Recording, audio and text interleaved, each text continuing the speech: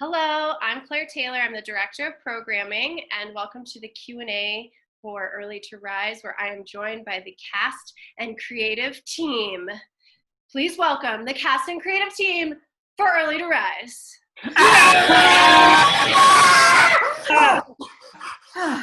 Okay, hey, thanks for having us. This is great. I didn't mean to disturb your sweet slumber, but we gotta talk about what we just saw.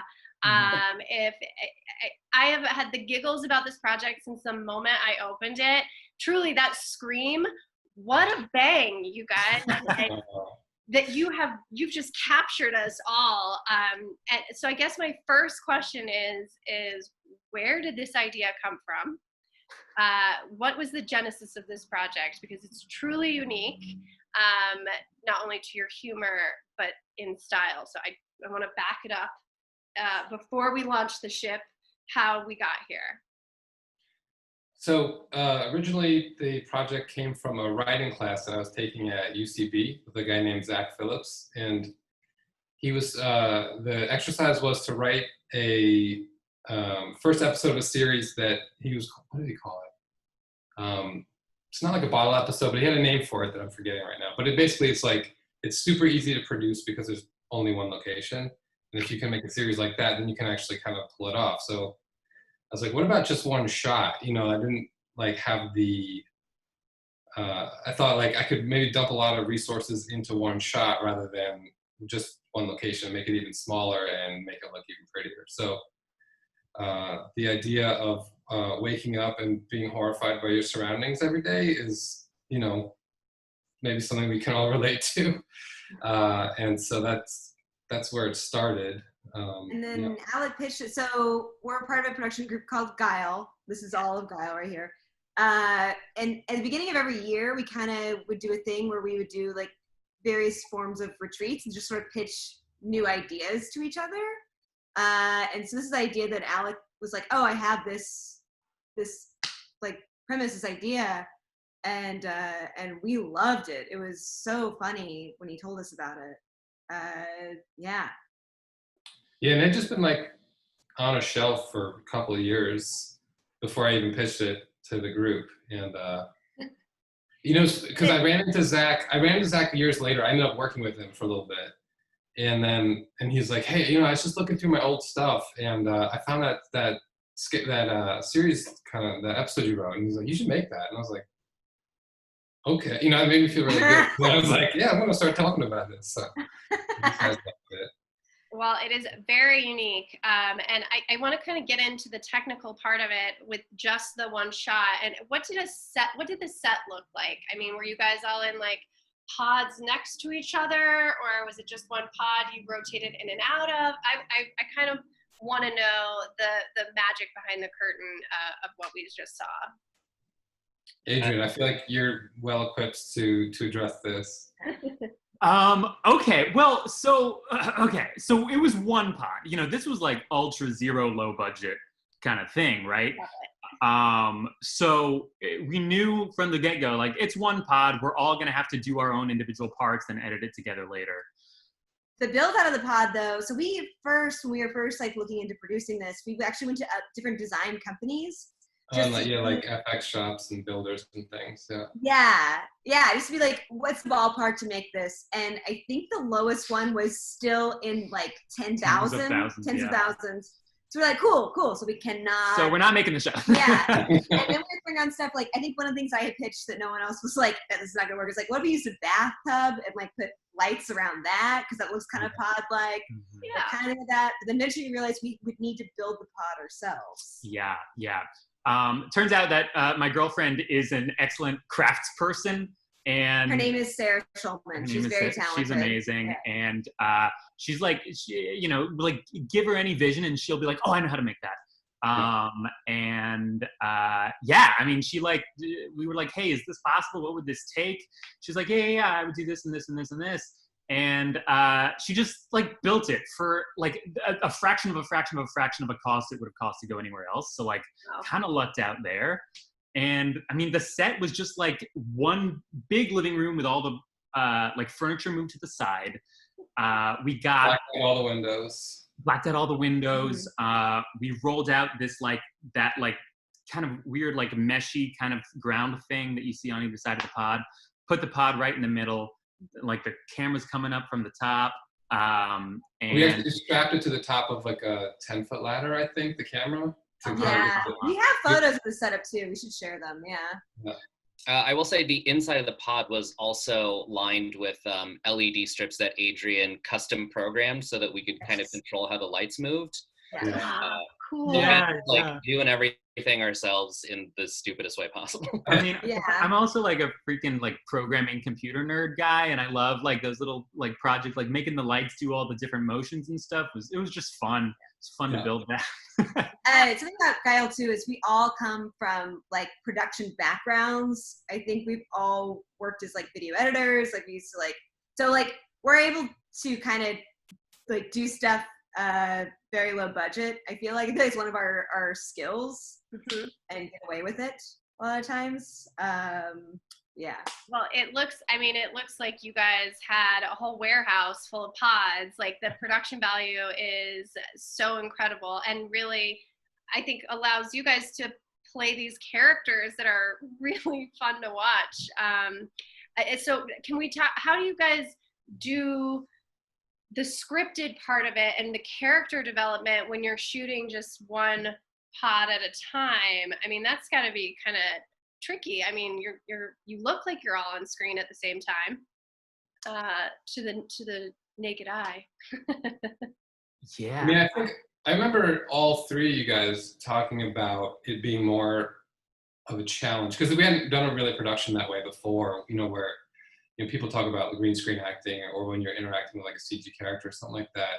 Just from movie behind the scenes that I've seen and how different it is. And I feel like you might have gotten a little bit of a taste of that. It's just different to act kind of to no one with people. Yeah, I remember there being a lot of questions on set just about technical stuff like eye line and where do I look, and then having to put a performance behind that got really difficult. I think it helps that during the writing process, Katie and Adrian and I sort of know where our strengths are performance wise and the types of characters that we like to play. And so we can sort of gear because we're writing and starting the project, we can gear the characters toward what kind of performance we want to give. So it's not like we're fighting against type. The performances are relatively easy, but the technical aspect of having to sit in a pod and act against nothing was the bigger challenge, I think. Yeah, there were having nothing to react to. It's almost different when we have shot anything else, where even if it was just us in the shot, we would at least someone be standing off frame, or there was we could kind of visualize what we're reacting against. Versus this one, it was there's not, you're literally looking at a ceiling, and that's all you can see. Yeah. And the pacing and the delivery of lines, because while you're in the pod, we would have each other to the sides, reading our own lines off screen, just to get timing and pacing right. Yeah. But even that wasn't always consistent from take to take. And I also edited this thing, and there was a lot of takes that oh, I love both of these things, but together they don't make sense. So having to pick and choose what are the takes that make the most sense together.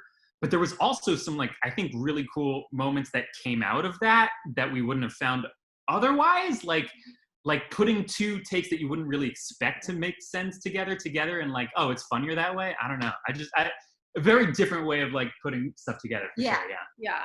Well, I mean, you guys, I was thinking about what you were saying about just staring at the ceiling, and the claustrophobia is its own character in this, and it's you're constantly battling this antagonist throughout the entire thing. So it's really cool to see you guys having these fun moments and overcoming this. Antagonists aren't always in every scene, and I think when you're stuck the entire time, it's you're constantly in a battle with the villain. So it's very impressive that you also layered humor onto that. Were there series or films that you guys were inspired by, genre-wise, that you based some of this character work on?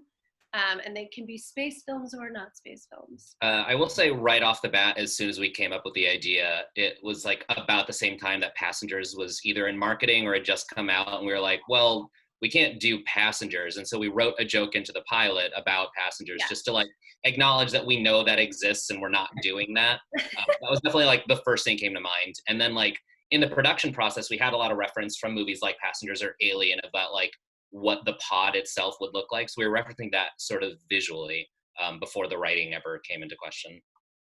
I just watched Maniac right before we were started shooting this too, and that the use of color and kind of the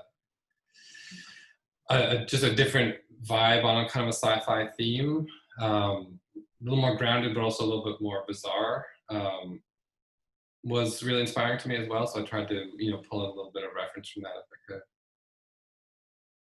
Well, how much do you guys have shot in the can? I know we get to see a few, more than just the pilot. Although I think you guys left off the Thanksgiving episode, which we can talk about later because I love that episode. How much left do we have here? I mean, are we going to look at a season 2? What does a season 2 look like? Will the whole season be available to stream at some point, or would you just want to do like slow release episodes? Well, we have like probably 6 more episodes written for this time period, and then we've talked about ideas for like next season. So the idea, there's like a prequel idea when they're going through sort of like basic training. There's a idea about them having been kept alive until arrival and sort of what their insanity would look like then when the rest of the ship wakes up. Oh, that'd be great. Yeah, and then like so it could be more present day stuff. It could be before and after. There's some ideas that we've got in terms of expanding this. Very cool. And do you see yourselves? I mean, you're hitting the festival circuit. So what are the hopes for distribution? I guess is what I meant to ask. Is do you see yourself self-releasing this, or do you see what kind of next step are we looking for? I think we would love to partner with a network as far as distribution goes. It's something that we've done in the past and we've had a lot of success with. We had a series that we took to a festival in 2017, the New York TV Fest, and we ended up distributing that through Comedy Central. And we just love that whole process and working with that network. But we're all a little bit further along in our careers now. And I think that for this project, we'd love to be able to not have to release it ourselves and get it to like a wider audience on a bigger platform than we could accomplish on our own. Yeah, exactly. Cool. Well, I told you this was going to be a really fast 10 minutes. And I'm sure that people are going to go back now and be just as blown away by the movie magic that you guys created. And God, it's so funny. Thank you so much for bringing so much laughter into this weird quarantine time. And I guess maybe I wanted one more question is your thoughts as creators. We are now so isolated and we're all feeling this sense of claustrophobia and fear, and advice that you have as to finding humor in this, because you definitely were able to achieve that, and maybe what you see this Early to Rise bringing to this kind of bizarre world of isolation. I feel like this was already sort of our MO before, like we were already like isolated weirdos, if that makes any sense, before this happened. Because we wrote this in 2018. Adrian was our editor. It took a lot of post-production, obviously, to get all those effects you see. But like we did a thing for Adult Swim that became very topical also accidentally. There was like no one showing up for a baseball game. And like, yeah, I feel like it's like, I don't know, I guess, I don't want to say we're trendsetters, but. Maybe you're just the future. Like, Sorry, yeah. I mean, I think I heard this, I'm sure everyone's heard this so many times, but creativity loves limitations. And I think that, at least for me, starting with the idea that like we're limiting a series to one location and even to basically one shot, everything grew out of that. And so being limited now in real life, I think could, if you could translate some of that spirit into the isolation that we're going through. I think, that might help. I love that. Yeah. Yeah, I mean, you guys made this in an apartment and built the set yourselves. Like, you could do this in quarantine, right? With a lot of supplies and a lot of gumption, sure. Yeah, there you go. Yeah, don't do sci-fi. Do something based present day, wherever you happen to live. Yeah. Don't put this off. I'm not saying that. We keep giving ourselves these insane challenges. but- Yeah. We do a lot of sci-fi comedy, so it's Please keep challenging yourselves, and please keep sending me things because I'm so obsessed with this. Oh, good. I'd be very, very, very proud. And I can't wait to get you guys in front of everyone at the festival. So, Thank you so Thank much. you so much. thank you. all right, I'm gonna wrap it up. Thanks, guys. Thank you. Thank you. Bye.